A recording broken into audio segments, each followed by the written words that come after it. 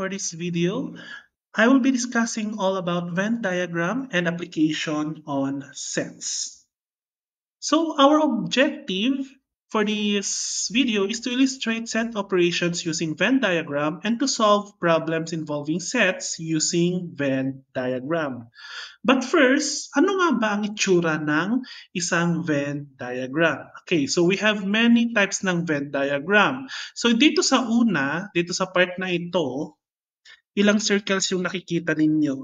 We have two we have two overlapping circles. When we say overlapping circles, meron siyang intersection yung dalawang circles natin. Okay, so that is one example of Venn diagram. Of course, meron din tayong tatlong circles na nag-overlap sa isa't isa. Okay, we have 1, 2, 3. So meron tayong tatlong circles. Here, ayan, medyo marami na yung circles natin dyan, but we will be only focusing yung dalawa at tatlong overlap na circles. So yung Venn diagram is basically giving the relationship of that two circles. Okay, so that is a Venn diagram.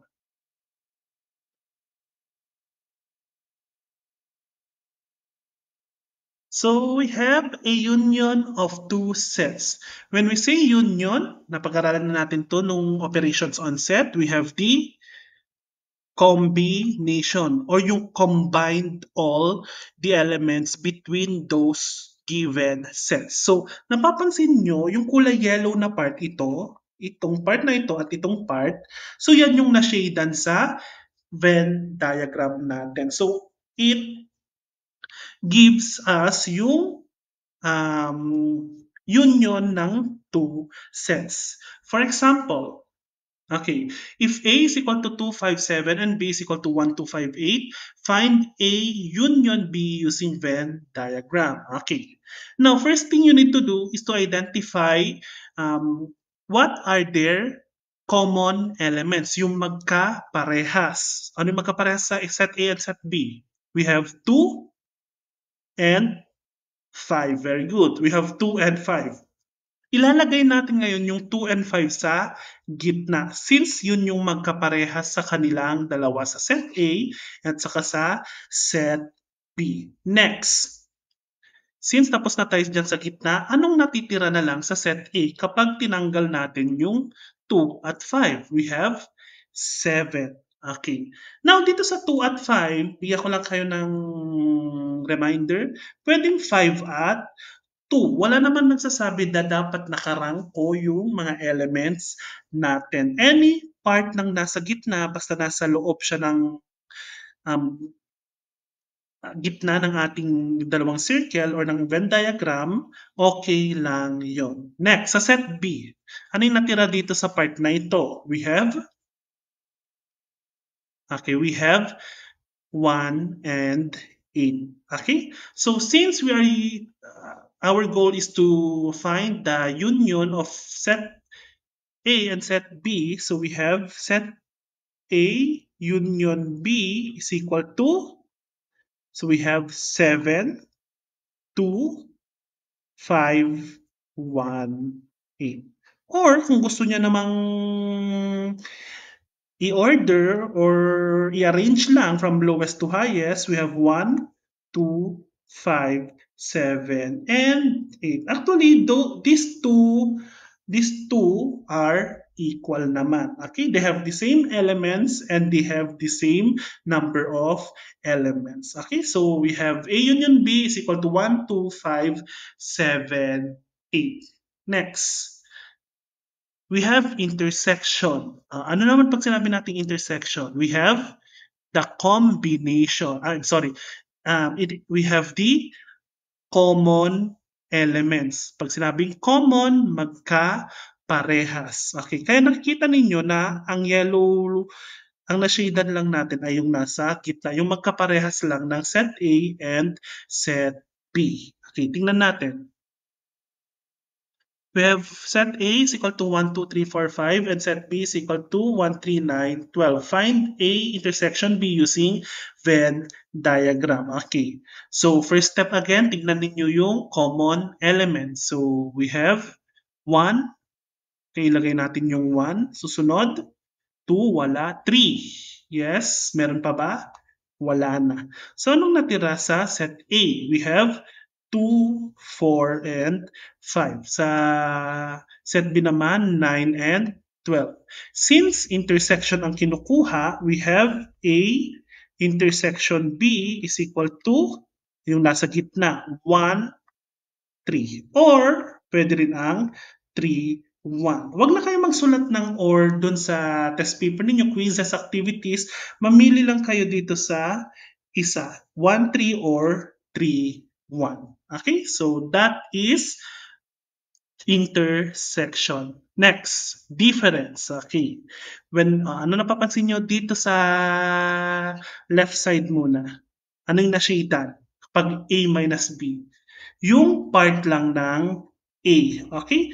Siyempre, magfo-focus tayo sa first element. Kaya, focus lang tayo sa set A kasi yun yung nakafocus tayo. Yun yung unang set na nabanggit. Dito naman sa kabila, we have B minus A. So, napapansin niyo B naman yung naka-shade. Okay? Kaya, yan yung na-shade dan. Okay? So we have set A is equal to 2, 3, 4, 5, 6, 7, and set B is 3, 5, 7, 9, 11, 13. Then find A minus B. Magkaparehas ulit. We have 2. Hindi. 3. Yes. So lagay natin 3. 4. Hindi. 5. Yes. Bilugan natin para hindi tayo malito mamaya. 7. Yes. So we have 7.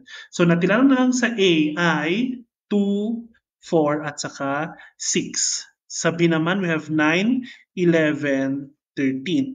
Eh ang tinatanong A minus B. So we have A minus B. So ano yung focus natin pag A minus B? Yung set A. So ano dyan? Ang A minus B, we have 2, 4 at saka 6. Okay, that is A minus B. How about kung B minus A? With the same example, we have 3, 5, 7. This is 2, 4, 6. This is 9, 11, 13. Oh, B minus A naman. We have B minus A is equal to, okay, itong part naman na ito. Correct. So we have 9. I'm sorry, it should be 13, hindi 3. 9, 11, and 13. Okay? Or, gusto nyong hindi naka-arrange, okay lang naman. So we have 9, 11, and 13 as our answer for B minus A. Next, last, I think this is the last operation. We have A complement or A prime. So ano napapansin nyo doon sa shaded part? Correct. Nasa labas ng set A yung isusulat natin na sagot mamaya sa complement. Okay. So set U is equal to 1, 2, 3, 4, 5, 6, 7, 8, 9, 10. And let A is equal to 2, 4, 6, 8, 10. Find A prime. Okay, tignan nyo muna yung parehas ng universal set natin at ng set A. Anong parehas nilang dalawa? So we have 2, 4, 6, 8, at 10. Since na-cancel na natin dito, cancel so hindi na natin isusulat. Yung 2, 4, 6, 8, 10, anong natira dun sa labas ng A natin? We have 1, 3, 5, 7, at saka 9. Any part dito, pwede nyong isulat yung mga elements. Kung gusto nyong isulat lang dito na part, okay lang naman. Since nasa labas pa rin naman siya ng bilog ng A. Okay. Since we are talking about A prime or A complement, so we have yung nasa labas. We have 1, 3, 5, 7, at saka 9. That's A complement. Okay, more examples. Find A intersection B. Intersection, ano yung shaded area pag intersection? Yung nasa gitna, correct. So we have 1, 3, 4, 8, 0, 2, 4, 8. Magkaparehas ay 4 at saka 8. Then sa set A matitira 1, 3. Sa set B, 0, 2. Okay, sa gitna. Since sa gitna tayo, titingnan. So we have A intersection B is equal to 4, 8. Okay, next. A union B. Okay, A is equal to 1, 2, 3, B is equal to 2, 4, 5. Ano yung nasa gitna natin ng Venn diagram? We have 2 lang. Okay? So we have set A, we have 1 and 3. Sa set B naman ay 4 and 5. Kaso, union ito. So pag union, it is the combination of all elements. So A union B is equal to 1, 3, 2, 4, and 5. Actually, pwede rin naman ang 1, 2, 3, 4, 5. Parehas lang naman yung dalawang sagot na yon. Next. More examples pa rin tayo. We have A minus B. Ganon din lang. So, nasa gitna ang 2, 1, 3, 4, 5. Ano yung na-shadean sa A minus B? Okay. Focus tayo sa A. Okay. So, we have A minus B is equal to 1 at saka 3. Okay, how about kung B minus A naman? So, this is 2 again, 1, 3, 4, 5. Anong focus natin? Na-shadean?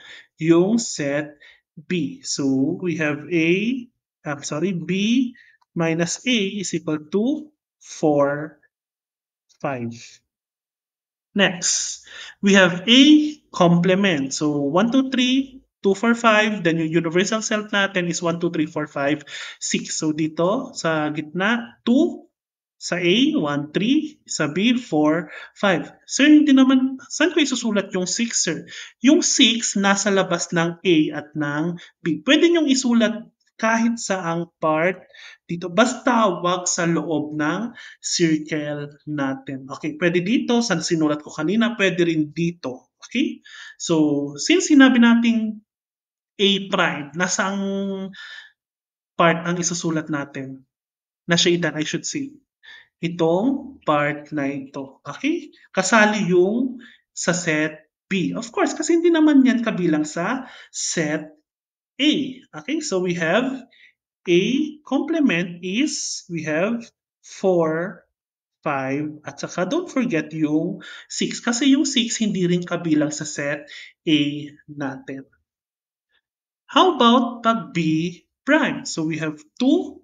This is 1, 3, 4, 5, at dito ang 6. So we have B, iba natin ang color. We have B prime. Anong shade natin ng B prime? Okay, yung nasa labas ng B. Ano yung mga elements na nasa labas ng B? So we have 1, 3, at saka 6. Okay. How about, ayan, we have quantity of A intersection B complement. Ano yung shaded area niya?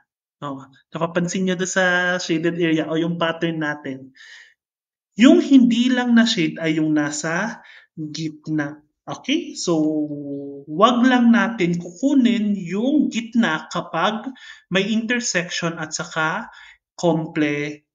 Ulitin ko, kapag may intersection tayo at complement, hindi natin kukunin yung nasa gitna. For example, yung kanina, we have 1, 3, 2, 4, 5, at saka 6. So we have A intersection B complement. Okay.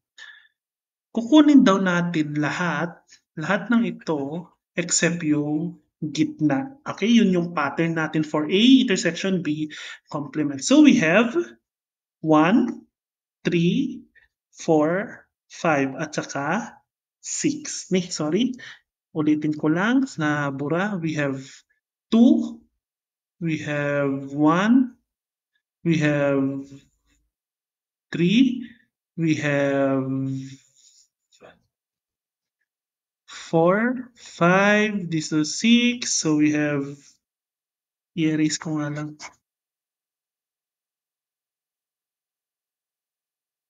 So we have A intersection B complement is equal to 1, 3, 4, 5, at saka 6. Okay, so that's A. Wala siyang complement dito sa labas yung complement. Okay, so we have A intersection B complement is equal to 1, 3, 4, 5, 6. Okay, how about kung A union B complement? Ano naman yung, ito yung union tapos may complement sa labas ng parenthesis. Ano yung na-shadean na part natin? Ano yung hindi natin isasali? So, ang hindi natin ay isasali ay yung nasa loob naman ng Venn diagram natin. So, ang element lang ng A union B ay nasa labas. Okay. Example. We have A union B, ganun din lang. We have 1, 3, 2, 4, 5, at saka 6 sa labas. A union B complement is, okay, itong part lang na ito. So, anong elements yung nasa labas ng Venn diagram natin? So, we have only 6. Okay, so yan yung A union B complement. Okay. Since tapos na tayo sa unang objective natin that operations on sets using Venn diagram, okay, paano naman tayo mag-solve ng word problems using Venn diagrams? Okay, or applications ng sets.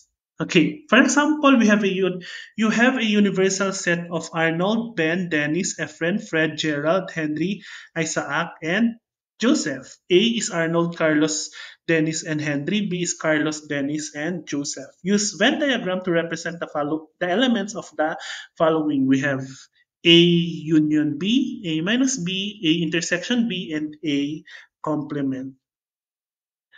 Okay, first, we need to construct a Venn diagram. Since may dalawa tayong sets dito, set A and set B. So, dalawang circles ang gagamitin natin. Pero kapag tatlo, this is 1, this is 2, this is 3. Ganyan naman yung Venn diagram natin. So, ito ang gagamitin natin. Now, anong magkaparehas sa dalawa? Anong mga pangalan? We have Carlos and Dennis. So we have, isulat lang natin, Carlos and we have Dennis. Next. Since napasan natin, ang natira na lang sa A is Arnold. We have Arnold. Ano pa? We have Henry. We have Henry. Sabi naman natira ay Joseph na lang. Okay. So, lagay na natin lahat dyan. Now, tingnan muna natin kung nandito ba itong set A and set B sa universal set natin. Si Arnold meron, check. Si Carlos, nasan si Carlos? Ayan, nawawala si Carlos. So, isulat na lang siya natin sa universal set. Okay, so ganyan dapat siya. Okay, so we have universal set natin ay Arnold, Ben, Dennis, Efren, Fred, Gerald, Henry, Isaac, Joseph, and Carlos. So check na rin si Carlos. Dennis, check. Henry, check. And Joseph. So natira na lang, we have Isaac, Gerald, Fred, Efren, and Ben. So 1, 2, 3, 4, 5. So Ben, Efren. So meron tayong Ben, meron tayong Efren. Kahit saan, basta nasa labas ng Venn diagram natin. Efren, Fred, Gerald, and Isaac. Fred, Isaac, nakalimutan ko na yung isa kagad. Isaac, Fred, Isaac, and Efren. May Efren na tayo. Fred, we have Gerald. Okay? We have Gerald. So, ganun tayo mag-construct ng Venn diagram. Okay, tingnan natin kung tama yung sinagot natin. Okay, so we have tama tayo. Ben, may Efren, may Fred, may Isaac, may Gerald, may Joseph, may Dennis, may Carlos, Arnold, Henry. Tingnan natin yung sagot natin kanina. Okay, dalawa, isa. Dalawa. Okay, so tama tayo. Okay, so we are correct. So first, we need to get the A union B. Okay, pag sinabi natin union, yung nasa loob ng set. Correct. So, ito lang ang na-shadan. So, we have A union B is equal to Arnold, Henry, Carlos, Dennis, and we have Joseph. That's A union B. Next, we have intersection. Ano yung na-shadan natin sa intersection? Yung gitna. Okay? So, ano yung gitna natin? So, A union B is equal to Carlos and Dennis. Next, we have A minus B. Oh, ano yung shadan natin sa A minus B? Yung part lang ng A. So, we have Arnold at saka Henry. And last, we have A complement. Oh, ano yung shadan natin sa A complement? Yung nasa labas ng A. So we have Ben, sino pa? Efren, Fred, Joseph, Gerald, and Isaac. Okay, bilangin natin kung anim. 1, 2, 3, 4, 5, 6. Okay, that's example number 1. Example number 2. Out of 50 students, 20 are members of the math club and 34 are members of the science club. If 8 are in both clubs, how many students are in math club only, science only, and neither of the clubs? Kapag may nakita kayong ganito sa exam, sa quiz, or any activity ninyo, hindi yan multiple choice. Sasagutan natin yan isa-isa. So step 1, of course, let A is equal to math club and B is for science club. Okay, now, students, makinig na mabuti. Saan ilalagay yung mga number na yan? Now, tignan nyo, ano yung unang step natin kanina nung nasa Venn diagram tayo? Titignan natin yung magka-parehas, yung common elements. So, ano yung common elements?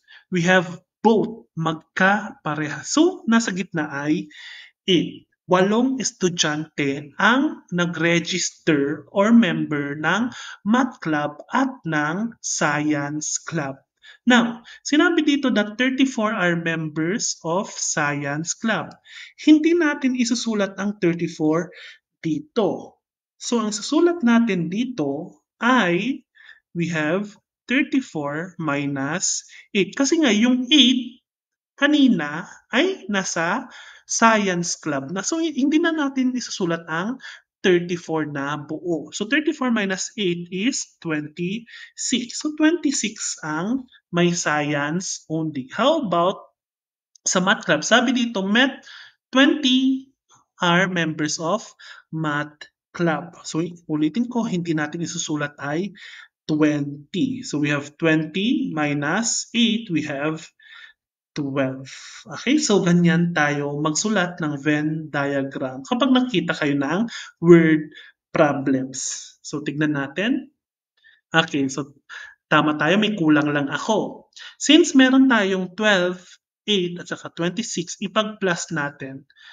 12 plus 8, we have 20. 20 plus 26, we have 46. Kaso yung 46 students na ito ay parang nakaregister nakaregister to either of the club. Okay? Pero meron tayong 50, 50 na student. So so ilan ang natira do sa 50, sa 46? We have 4. Ilalagay natin yung 4 sa labas ng Venn diagram natin. Kasi it represents na hindi sila nag-register sa science o sa math. Okay? So yun yung kulang ko kanina. So yan, 4, 12, 8, and 26. Now, the question is, how many students are in math club only? Ang naka-register niya lang ay math club. Ano sa tingin nyo? We have 12 students. Okay? Hindi siya 20 yung kanina. So 12 plus 8. Kasi itong 8 ay dalawa yung niregister niya. Dito sa science at dito sa math. May word kasi na only. Kaya yung 12 lang ang titignan natin. Next. How many students are in science club? Only. May nakita kayong only. We have 26 students. Correct. And last, how many students are neither of the clubs? Anong Tagalog ng neither? Wala siyang sinalihan na kahit anong clubs. So yung nasa labas ng Venn diagram natin. So we have 4 students. Next example. Out of 40 students, 21 are members of the English club and 15 are members of Filipino club. If 5 are in both clubs, how many students are in English club only, Filipino club only, and neither of the clubs, and both the clubs? So, 4 na question ang sasagutan natin. Isa-isahin natin. Unahin natin yung nasa gitna. Ilan kayo yung nasa gitna ng yung E natin is English, of course, at yung F natin is Filipino club. Ano yung kayo nasa gitna? We have 5. Ayan na siya. 5 in both clubs. Next. Ilan ang nasa English only? So we have 16. Paano nakuha yung 16? There are 21 members in the English club. So 21 minus 5. Saan nakuha yung 5, sir? Dito. So 21 minus 5 is 16. So 16 lang ang student ng English only. How about sa Filipino? So 15 minus 10 is, 15 minus 5 is 10. Okay, i-plus nga natin lahat. 10 plus 5 is 15. 15 plus 16 is 31. Kaso ang nakalagay dito, meron tayong 40 estudyante. So 40 minus 31, ilan ang hindi sumali sa English at saka sa Filipino? We have 9. So isusulat natin ang 9 sa labas. Okay. So we are done with our Venn diagram. Sagutan na natin isa-isa. So letter A. How many students are in English club only? Only sinabi. We have 16. Correct. How about B? Filipino club only. We have 10. C? Neither. Yung nasa labas ng Venn diagram. 9. And both clubs. Okay. Sa both clubs naman, yung nasa gitna. So, ang D natin ngayon ay 5. Okay. I think this is the last example. Okay, yes, this is the summer activities offered at a certain school are badminton, swimming, and taekwondo. So badminton is B, swimming is S, and T is for Taekwondo. The Venn diagram shows the number of students who took the summer activities. So, as you can see, nakalagay na kung ilang estudyante, kung ano yung mga sinalihan nila. Now, how many students played badminton only? Badminton only. Okay, bibigyan ko kayo ng ilang segundo, 5 seconds. 5, 4, 3, 2, 1, 0. The correct answer is 1 student. Okay, kung 1 student sagot ninyo, correct. Pag hindi naman 1, i-explain ko. Itong part lang na ito ang badminton only. So, hindi ba kasali yung 2, yung 3, at saka yung 1? Hindi sila kasali kasi itong 2 students, dalawa ang sinalihan niya. Sa swimming at saka sa badminton. Itong 1 naman sa baba, taekwondo at yung badminton. While itong tatlo, sa tatlong activities siya sumali. Ang hinahanap is badminton only. Another 5 seconds. How many students took both badminton and swimming? 5, 4, 3, 2, 1. The correct answer is 5 students. Okay. A lot of you baka magkamali dito, which is totally okay. I will explain kung bakit 5 students. We have 2 plus 3. Sir, bakit kasali na yung 3? Akala ko ba tatlo yung sinalihan niyan? Yes, tatlo ang sinalihan. Pero, intindihan natin yung sagot. How many students took both badminton and swimming? May nakikita ba kayong word na only? Wala. Okay? Since wala kayong nakikitang word na only, so pwede nating isali yung 3 kasi nga sinalihan nyo rin ang swimming at saka ang badminton. Okay? So kasali pa rin siya doon sa students na naglaro ng badminton at ng swimming. So kaya 5 students. And last, did not play badminton. 5, 4, 3, 2, 1. Okay, tingnan natin. Did not play. So, titingnan natin yung sa labas ng badminton. 1 plus 2 plus 4. We have 7 students. Kung tama yung sagot ninyo, congrats. Kung hindi, yan. Yan to na yung explanation. When we say hindi naglaro I'm sorry, it's taekwondo pala yung tinignan ko. Badminton, it should be 8 plus 6 plus 4. Okay, so we have 18 students. 18 students. I'm sorry for that. It should be 18 students kasi nasa labas dapat ng badminton circle, which is 4 students, 6 students, and 8 students. So 4 plus 6 is 10, 10 plus 8 is 18 students. So, think yan na. Yan yung last example natin for this video. I hope na sana may natutunan kayo and thank you for listening.